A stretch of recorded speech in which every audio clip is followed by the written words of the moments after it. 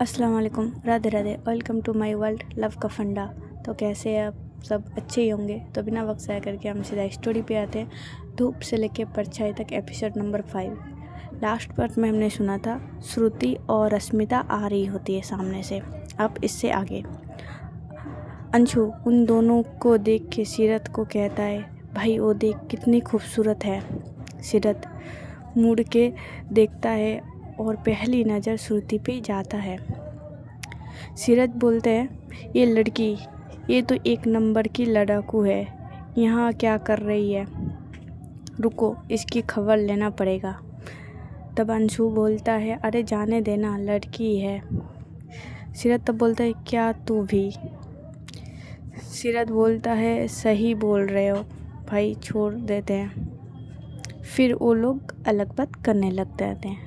अब हम आते हैं श्रुति की तरफ। श्रुति और रश्मिता ये दोनों बात कर रहे थे। रश्मिता मुस्कुरा के बोल रही थी श्रुति को, अरे तुम तो आज बहुत खूबसूरत लग रही हो, ऐसा ना हो कि दूल्हे राजा तुम्हें पसंद कर ले। श्रुति तब बोलती है, अरे क्या रश्मि, तुम भी बस मस्ती के मूड में रहते हो, रुको मैं आइसक्रीम लेके आती हूँ। श्रुति आइसक्रीम लेने चली जाती है। सामने से सीरत भी आ रहे थे। श्रुति जैसे आइसक्रीम लेके पीछे मुड़ती है, सीरत से टक्कर लग जाते और सारा आइसक्रीम सीरत के कपड़े के ऊपर गिर जाते हैं। सीरत तब शॉक्ड हो जाते हैं और गुस्से में बोलती है, फिर से? अब मुझे यकीन हो गया है, जानबूझकर कर रहे हो तुम, है ना? तब श्रुति भी गुस्से में हो जाती है और बोलती है, ओ हेलो मिस्टर, मैंने कुछ किया, ये सब तुम्हारा गलती है। पहले मेरी स्कूटी तोड़ा और आप पीछे से खड़ा होके मुझे ताड़ने की कोशिश कर रहे थे, है ना? श्रुति बोलती है, सुंदर लड़की देखी नहीं, पीछे पड़ गए। तब सीरत बोलता है, अरे तुम पहले जाके अपनी शक्ल देखो, कहीं से खूबसूरत लग रहे हो। और दोनों लड़ाई करने लग जाते हैं। पीछे से अंशु और आदि देख रहा है। अंशु आदि को बोलता है, ये दोनों फिर से शुरू हो गए। इतने में नायरा आ जाती है और अंशु से कहता है, ये क्या हो रहा है? अंशु बोलता है, वही जो नहीं होना चाहिए था। नायरा बोलती है, मतलब? अंशु बोलता है, अरे तुम्हारी अप्पी और श्रुति दोनों फिर से लड़ रहे हैं। नायरा एकदम शॉक्ड हो जाते हो। पीछे से रश्मिता भी आ जाती है। इतने में आदि बोलता है, तुम दोनों बातें करना बंद करो और रोको उन दोनों को जाके। फिर अंशु सीरत को और नायरा श्रुति को संभालने लगते हैं। रश्मिता अपने सर पे हाथ मारती है और बोलती है, ये लड़की बिना जाती है वहीं पर ही प्रॉब्लम क्रिएट कर ही देती है।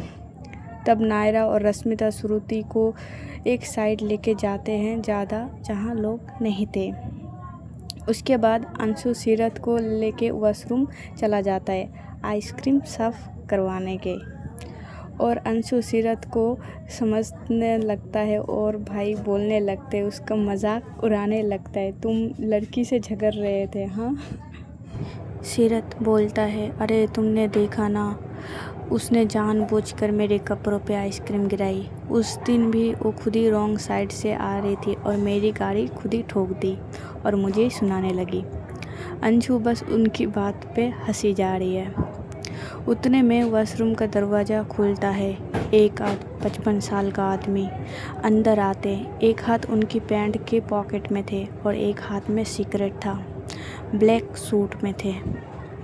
सीरत और अंशु उस आदमी को देखता है। सीरत की बोलती बंद हो जाती है। आदमी धीरे से सीरत के पास आता है और एक अजीब केमिस्ट्रियस स्माइल के साथ बोलता है, तो फाइनली तुम आ ही गए। मुझे पता था तुम मेरे बिना कुछ भी नहीं हो, एटीट्यूड के साथ बोलता है वो आदमी। सीरत बस सुन रहा था। अंशु को कुछ समझ नहीं आ रहा है कि ये क्या हो रहा है और ये आदमी कौन है, सीरत को ऐसा क्यों बोल रहा है। तभी सीरत गुस्से में वॉशरूम से निकल जाती है। अंशु भी निकलते हैं पर एक बार मुड़ के उस आदमी को देखता है। वो आदमी मिस्टीरियस स्माइल करता है, टॉन्च काटने वाला स्माइल पास करता है। उनकी स्माइल में ऐसा ही कुछ था कि इतना एटीट्यूड भरे हुए थे। तब अंशु वहाँ से निकल जाते हैं, सीरत के पीछे जाने लगते हैं। अंशु बोलते हैं सीरत रुको कहाँ जा रहे हो? अंशु बोल रहा है। आदि भी उतने में अंशु और सीरत को जाते हुए देख लेता है, वो भी जाने लगता है।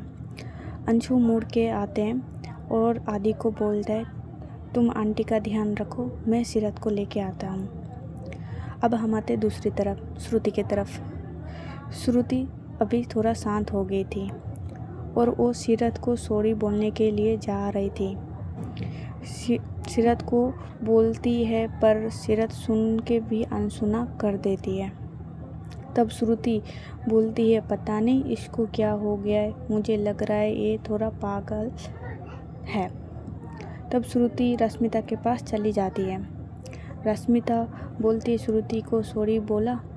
श्रुति बोलने गई थी पर सुना नहीं, अब तुम मुझे बार बार मत बोलो कि सॉरी बोलने को।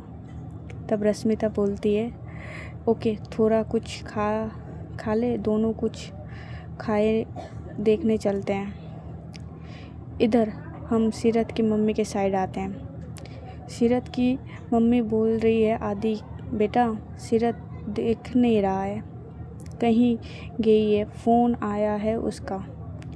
आदि तब बोलता है आंटी सीरत थोड़ा बाहर साइड गई है, उसके पास फ़ोन आई थी। इधर ज़्यादा डीजे का वॉइस आ रहा था इसलिए उसे कुछ भी सुनाई नहीं दे रहा, इसलिए थोड़ा साइड में चली गई। आंटी बोलती है ठीक है अब तुम दोनों कुछ खा लो, काफ़ी टाइम हो गया है। अब हम आते हैं सीरत एंड अंशु की तरफ। सीरत गुस्से से निकलने अपने कार को लेता है और काफ़ी फास्ट ड्राइव कर रहा था और बार बार वही पर्सन का शक्ल, वो सारी बातें याद आ रही थी। पीछे से अंशु भी एक बाइक लेके निकल जाते हैं सीरत के पीछे। कुछ देर बाद सीरत एक सुनसान सा जगह पर रुकी थी, काफ़ी अंधेरा था और बस चांदनी हल्की सी रोशनी आ रही है। सीरत कार से निकलता है और एक पास में पार्क में था वहाँ चला जाके बैठ जाता है। उसके पास से एक नदी भी गई है। सीरत जाके उस पार्क में बैठ जाती है और सोचता है ऐसा क्यों होता है मेरे साथ, मैं उस इंसान को देखना नहीं चाहती, बार बार मैं उसी के सामने क्यों आता हूँ। इधर अंशु को सीरत की कार दिखाई बंद हो गई थी। अंशु रॉन्ग साइड बाइक मोड़ लेता है। कुछ टाइम बाद अंशु को सीरत की कार दिखते हैं और वो उस साइड जाते हैं और अपने बाइक रोकता है और दौड़ता है सीरत को ढूंढने के लिए। पार्क में जाते हैं, एक अंधेरी सा जगह पे सीरत बैठे हुए थे। आज मौसम भी कुछ खास अच्छा नहीं था, बारिश शुरू हो जाते, ऐसा लग रहा है सीरत के साथ साथ आज पूरा आसमान रो पड़ा है। अंशु जाता है, सीरत को हक करते हैं और बोलता है क्यों रो रहे हो, क्या हुआ ऐसा। सीरत कुछ नहीं बोल रहा है, खामोश है। अंशु सीरत के फेस को होल्ड करता है और कह रहे हैं बस शांत हो जाओ, बताओ ना क्या हुआ है। फिर भी सीरत कुछ नहीं बोलते हैं। सीरत कुछ भी नहीं बोलता है, वो बस अंशु की तरफ ही देखी जा रहा था। इसके हम आगे नेक्स्ट पार्ट में सुनेंगे क्या होता है सीरत के साथ, ऐसा क्या हो गया जो सीरत बहुत ज़्यादा रो रहा है। तो तब तक अपना ध्यान रखिए, अपनों का ध्यान रखिए। Bye bye guys, see you soon. और आप लोगों को अगर स्टोरी अच्छी लगी तो प्लीज़ सब्सक्राइब और कमेंट और लाइक शेयर कर दीजिएगा अगर अच्छी लगी तो, नहीं तो कोई नहीं। ऐसे हम बोर हो रहे हैं तो सोचा आप लोगों को भी बोर कर देते, इसलिए स्टोरी सुना रहे हैं। चलो ठीक।